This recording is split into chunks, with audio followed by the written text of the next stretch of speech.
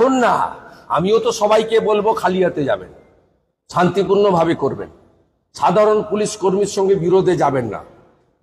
আপনার মাথা ফাটুক, কোনো পুলিশ কর্মীর যেন মাথা না ফাটে। ওরা আমাদের ভাই, আমাদের বোন, ওরা কষ্টে আছে। 90% পুলিশ কর্মী মমতার বিদায় চায়।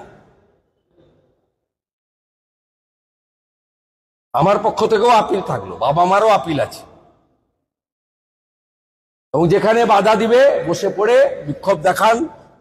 আমরা কেউ বক্তব্য রাখবো না, আমরা কালকে শুনতে যাব, ওর বাবা মা যন্ত্রণার কথা বলবে, শুনবো, বিক্ষোভ করব, আর তার বাবা মার নির্দিষ্ট করা স্লোগান বলবো, বলে শান্তিপূর্ণভাবে সবাই বাড়ি চলে যাব।